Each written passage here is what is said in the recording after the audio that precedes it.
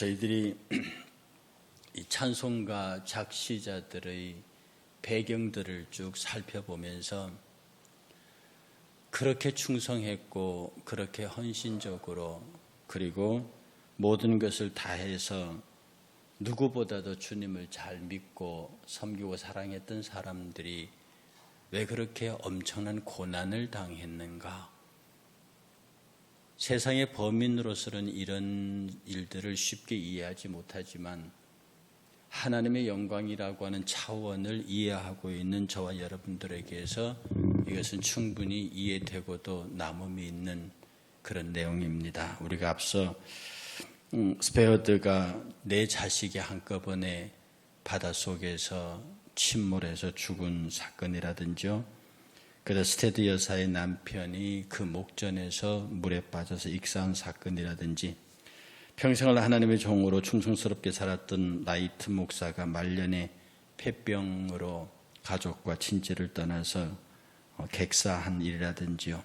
그리고 오늘 여기에서 소개하는 그 타행 목사 십자가 군병들이라는 노래를 찬양했던 이분의 삶도 누구보다도 치열한 복음을 위한 삶이었지만 참으로 안타까운 종말을 맞으면서 많은 분들이 이 찬송가를 부르면서요 굉장히 힘이 있고 박력이 있어서 군인들의 군가를 방불케 하는 그런 찬양 아닙니까? 그리고 거기에 맞는 어떤 그 사탄과의 어떤 싸움이나 이런 것들을 연상할 수 있는 건데 단지 이 찬송의 작시자 타행 목사는 열정적인 설교자였다고 하는 것 그리고 그의 평생에 하나님의 은혜밖에 몰랐다고 하는 사람 이것으로 규정 지을 수 있는 작시자입니다. 이 타행 목사는 아버지도 목사였고 자기도 목사였습니다. 그래서 부자 목사인데요. 아버지의 손을 붙잡고 운명한 숨을 거둔 젊은 목회자이기도 합니다. 이 1858년에 미국의 필라델피아에서 하나님의 거사라고 일컬어지는 대부흥 집회가 있었습니다. 거의 필라델피아 주에 있는 모든 개신교회들이 다 참여했다고 교회뿐만 아니라 그 학교의 체육관 같은 데에서도 모이는 필라델피아 전체가 복음 부흥 운동이라는 그런 시점에 이 타행 목사가 아주 대표적인 강사로 젊은 분인데 열렬하게 참여했습니다. 사람에게서 열정이라고 하는 것은요, 그 엔스시아니즘이라고 그래가지고 이 신 속으로 들어가는 겁니다. 그 열정은 대충 열심히 하는 게 아니라 신의 심장 속으로 들어간다고 하는 뜻이거든요. 그러니 굉장히 다이나믹하고 그 다음에 그 무엇인가 매력에 끌려가는 그때 제가 말씀드렸지만 매자가 도깨비 매자입니다. 어떤 힘에 이끌려 들어가서 거기에 올인하는 그런 것을 열정이라고 합니다. 열정은 실제로 역사를 이끌어갔던 사람들의 그 대표적인 언어이기도 합니다. 열정이 없는 사람, 열정이 없게 되면 사람이 눈치를 보게 되고요. 열정이 없게 되면 사람은 어떤 방법을 찾고요. 열정이 없는 사람은 어떤 거래로 무슨 일들을 성사시키려 합니다. 그러나 열정이 있는 사람은 말 그대로 신의 가슴 속으로 들어가는 거거든요. 그러니까 진정한 열정은 자기가 하고 있는 모든 것들을 하나님에게 의탁시켜 놓고 거기에 전적으로 헌신하고 매달리는 사람의 태도를 열정의 사람이라고 합니다. 그러므로 열정의 사람들은 굉장히 부지런합니다. 열정의 사람들은 간단한 일을 하더라도 대충대충 하지 않습니다. 열정의 사람들은 적당히 하지 않습니다. 열정의 사람들은 사람의 눈치를 보지 않습니다. 거의 대부분 복음의 역사를 봐도 복음의 역사로 볼 수 있는 사도들로부터 봐도 그들은 모두 열정의 사람들이었습니다. 그야말로 분명했고 삶과 죽음의 자리에서는 죽음을 택할지라도 하나님의 영광을 가리는 삶을 택하지 않았고요. 그래서 누구보다 열정적으로 살았기 때문에 그들의 죽음도 누구보다 열정적이었습니다. 이 타행 목사의 열정은요, 교회에 대하여서 어떤 그 타협적인 태도를 취하지 않았습니다. 당시 교회와 기성 목회자들과 성도들의 그 열정 없음, 그리고 적당하게 하려는 것에 관해서 막 칼 같은 설교를 한 겁니다. 사실 이것은 어떤 면에서 굉장히 위험한 설교이기도 하죠. 저도 이런 부분에 대해서는 굉장히 양심에 반성을 많이 하는 부분입니다. 제가 부흥회를 나가잖아요. 부흥회를 나가 집회를 하죠. 그러면 사람들이 제 얘기를 들으면은요, 막 가슴이 칼로 나가는 것 같다고 그래요. 근데 제가 우리 교회에서는 그렇게 못하잖아요. 왜냐하면 부흥회는 2박 3일, 3박 4일이면 정말 내가 할 수, 그 사람도 아무도 모르는 사람이니까 내가 할 수 있는 원초적인 얘기를 그냥 있는 그대로 남기지 않고 쏟아냅니다. 그 복음의 칼은 내가 휘두르는 게 아니고 성령께서 휘두르는 것이니 맞은 사람 맞고 나가는 그 칼에 베이는 사람 베이는 거예요. 어쩌면 그것 때문에 그 부흥회가 큰 은혜가 있는지도 모릅니다. 사실 여러분들도 어떤 집회, 우리 교회에서 집회를 하거나 어느 다른 집회에 참석하면 여러분 그야말로 제3자 창자가 된단 말입니다. 그러니까 앞에 설교하는 사람이 나와 아무런 인간적인 관계가 없고 그냥 나는 설교를 들으러 왔고 나는 그냥 설교하는 사람이에요. 그러면 거침없이 나갈 수 있습니다. 그러나 우리처럼 다 아는 사이에서는 아무런 의도를 갖지 않고 얘기해도 저거 나보고 하는 얘기다 이런 얘기가 나오게 돼 있는 거거든요. 그러니 말을 절제하고 정제되고 그렇게 되면 열정적인 설교가 나갈 수가 없어요. 그래서 목회자들이 그래서 많은 어떤 그 부흥사를 하는 분들이 교회를 사임하는 경우가 많이 있습니다. 옛날에 큰 교회를 하면서 집회를 하고, 그 교회가 뭐 진짜 막 뭐라고 해도 성장할 시절이었지만 사실 이 시절에 교회의 부흥회를 집회 다니기 위해서는 참 자기 교회에서 그렇게 못하는 것에 대한 안타까움을 갖고 있는 경우들이 많아요. 이 타임 목사는요, 교회에서 그냥 자기가 해야 될 얘기면은 상대가 누구든지 가리지 아니하고 거침없이, 그러니까 결국 그 교회에서 쫓겨나요. 그런데 워낙 강직한 사람이고 개혁적인 사람이었기 때문에 청년들이 그를 따랐습니다. 그래서 함께 그 교회를 나온 청년들이 따로 교회를 구성했습니다. 그래서 그 교회로부터 나와서 그곳에서 열정적인 하나님의 사람, 일명 신약교회라고 하는 교회 이름으로 신약교회예요. Church of the Covenant라고 하는 교회를 세워놓고 청년들과 함께 사역했습니다. 그 YMCA 강당에서 수많은 청중들을 모아놓고 집회하고요. 그런데 그가 이런 설교를 합니다. 뭐라고 설교를 하냐면, 나는 나의 주인의 심부름꾼에 불과하며, 그가 이제 왼손을 오른손을 이렇게 대고요. 하나님의 말씀을 전하는데 내가 나의 의무를 게을리야 한다고 하면 내가 차라리 오른팔이 잘리는 것이 낫겠습니다. 근데 참 목회자고 사람들이고 말을 함부로 하면 안 된다고요.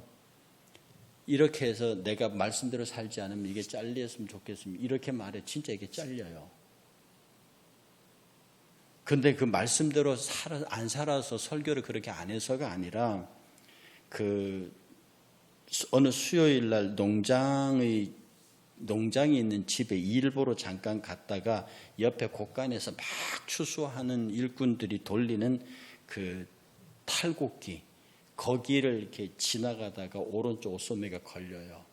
그러면서 그게 말려 들어가서 이 자뚝이 잘립니다.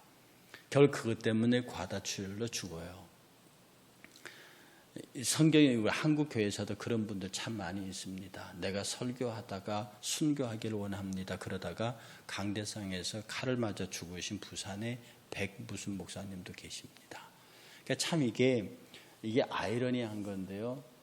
하나님께서 그를 부르시는 다양한 방법이 있는데 결국 그가 이 팔을 잃고 병상에 누워서 임종 직전에 많은 사람들이 그 주변으로 몰려들었습니다.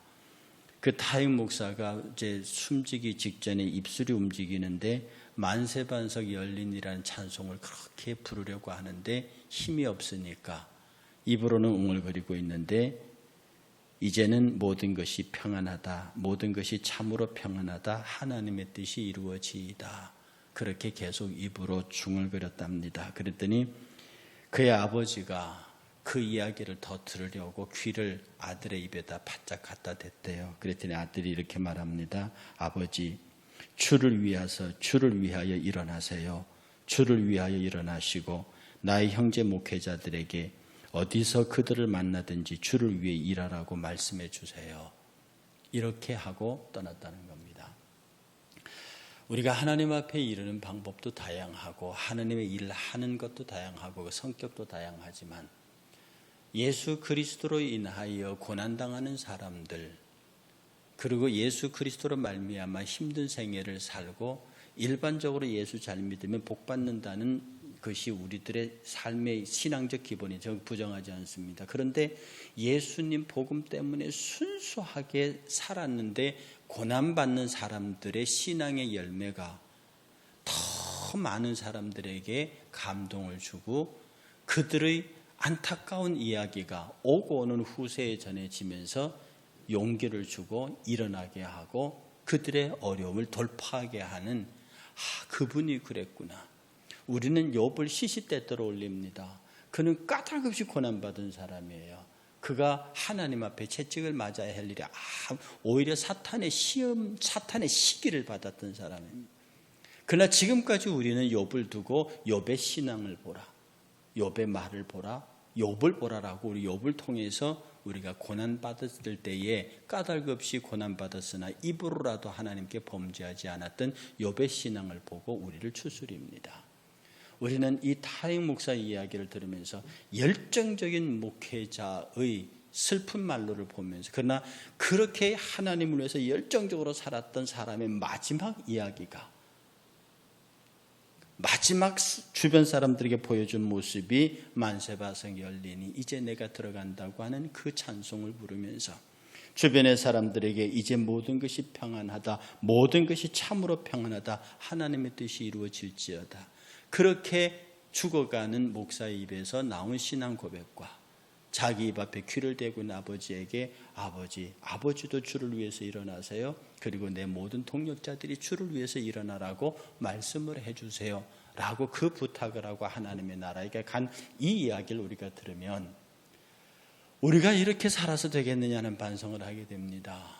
우리가 이렇게 평안하게 나태하게 이렇게 좋은 환경에서 아무런 그런 것도 없는 상태에서 예수 믿는 것을 이렇게 게을리해서 되겠고 주의 사역과 주의 일을 감당하는데 이렇게 인색해서 되겠는가 하는 반성을 하게 됩니다. 이들은 지금도 우리에게 별같이 빛납니다.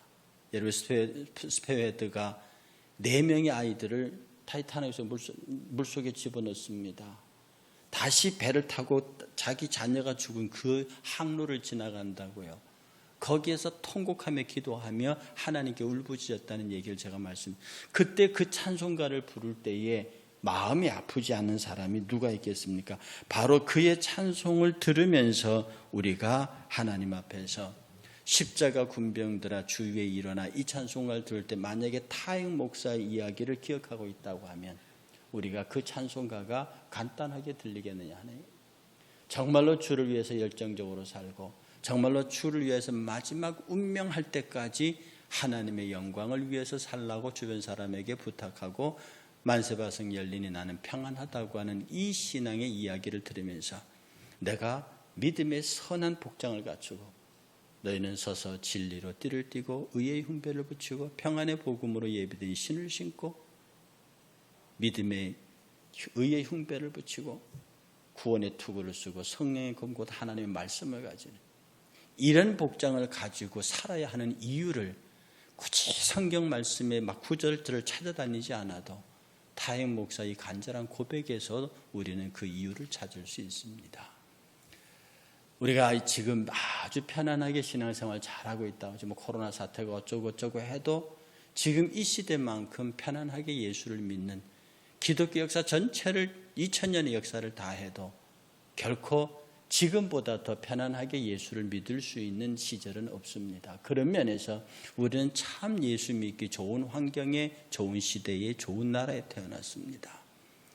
여기에서 우리가 보여주지 못하는 신앙의 열정이라고 하면 우리는 다시 한번 돌이켜야 합니다. 과연 우리는 엔투시아니즘, 하나님의 마음속에, 신의 마음속에 들어가 있는가?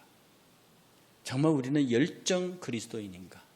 물에 물 탄 것, 술에 술 탄 것 그러지 아니에요. 정말로 열정 그리스도인가? 하나님의 마음이 나의 마음이 되고 하나님의 생각이 나의 생각이 되고 하나님의 일이 나의 일이 되는 그런 열정 그리스도인이 되었는가? 내가 한때는 젊었을 때는, 내가 처음 예수 믿을 때 나도 왕년에는 막 열심히 일하는 사람들 보고 나도 왕년에는 하나님의 일에는 은퇴가 없습니다. 교회의 어떤 담임 목사직이나 이런 직의 법적인 은퇴는 있을지 몰라도 법적인 은퇴는 교회의 질서나 여러 가지 위해서 유익한 거죠. 그러나 그런 어떤 절차와 법적인 은퇴는 있을지 몰라도 하나님의 일을 하는 데에서는 내 생명 마지막 끊어질 때까지 내게 주어진, 내가 할 수 있는, 사람들이 내게서 기대하는, 하나님이 내게 부탁하는 그런 사명은 스스로 내려놓는 법은 없는 겁니다. 여러분이 내 생명이 마지막 붙어있는 순간까지 주께서 내게 주신 달란트, 주께서 내게 주신 환경, 주께서 내게 허락하신 이 모든 것들에 관하여 여러분의 계산을 하지 않으시길 바랍니다. 여러분, 그것이 바로 그 순간, 여러분의 계산을 하는 순간 여러분의 마음속에서 열정은 빠져나갑니다. 젊은 사람들은 젊은 사람대로, 그들은 그들의 분량대로. 제가 나이 든 분들에게 늘 하는 말씀이지 않습니까? 제 나이가 60이 넘었습니다. 20대가 와서 목사님 저하고 나이 바꾸실래요? 저는 죽었다 깨어나도 안 바꿉니다. 그 20대 그거 어디다 써먹으려고요? 아들 써먹을 데 없습니다. 그 사람이 그 20대가 자기 인생을 써먹는 거죠. 내 인생에는 아무 소용이 없습니다. 하나님은 60대인 나를 자랑스럽게 여기십니다. 70대인 여러분을 자랑스럽게 여긴다고요. 내가 스스로 나이 때문에 자기를 낮추는 것이지 나이 때문에 스스로 약해지거나 그럴 이유가 아무것도 없습니다. 그래서 비록 사회의 질서와 어떤 교회 질서를 따라서 직장에서 명퇴도 하고 정년퇴직도 하고 이렇게 은퇴도 하고 하겠지만 그거는 사회적, 그거 자체가 일을 그만하라는 얘기가 아니거든요. 그 사회 시스템에, 교회 시스템에 불과합니다. 우리가 주의 앞에 서 있다고 하는 건 본질이에요. 시스템의 문제가 아닙니다. 내 가슴 속에 오히려 나이가 들면 들수록 더 열정이, 내게 지금까지의 경험과 지금까지의 나의 모든 것들을 연료로 삼아서 더 하나님 앞에 활활 타오르는, 옛날에 김종필 씨가 유명한 얘기했죠. 그 나이 들어서 내가 서쪽 하늘을 벌겋게 물들이고 싶다. 늙은 정치인의 말이지만 상당히 영향력 있는 말이었습니다. 우리 인생이 나이가 들어가면 갈수록 젊은이들이 참 아름답게 바라볼 수 있는 진짜 서쪽 하늘을 붉게 물들이는 그런 삶을 살아야 합니다. 열정 그리스도인. 오늘 다잉 목사를 통해서, 이 찬송가를 통해서 열정 그리스도인, 그렇게 하기 위해서는 믿음의 전신갑주를 잘 입고, 잘 보세요. 거기는 등만 가리는 게 없습니다. 그리고 그 체계 자체가 전부 다 방어용 무기예요. 딱 하나 공격용 무기는 말씀의 검입니다. 이건 성령께서 사용하시는 거거든요. 내 안에 성령께서 말씀의 검을 사용하시고요. 내 성령께서 내 안에 말씀의 검을 사용하도록 우리는 구원의 투구로부터 평안의 복음으로 예배된 신까지 단단하게 입고 정면을 향해서 내 안에 계시는 성령의 일사불란한 명령을 따라서 복음의 검을, 성령의 검을 높이 들고 앞으로 달려가면 되는 겁니다. 여러분들의 열정이 나이나 환경이나 형편과 조건에 따라 식지 않고 오히려 나이가 들어가면 갈수록 여러분의 열정이 젊은이들을 앞서는 복 있는 하루하루의 삶이 되시기를 주의 이름으로 축복합니다. 함께 찬송하겠습니다.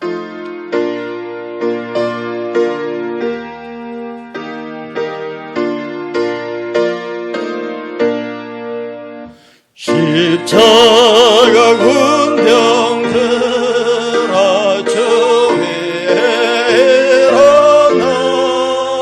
기들고 앞서 나가 그대에 싸워라 주께서 승전하고 영광을 얻도록 그 군대 거는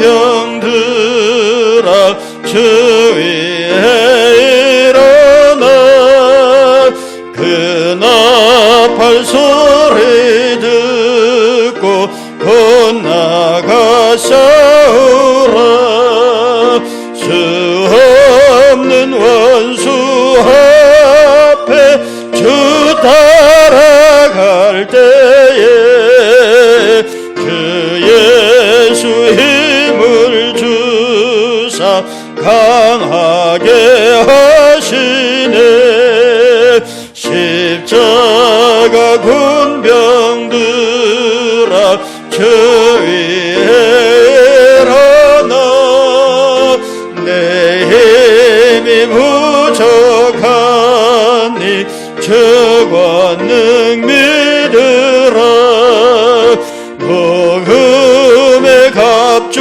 입고 늘 기도하면서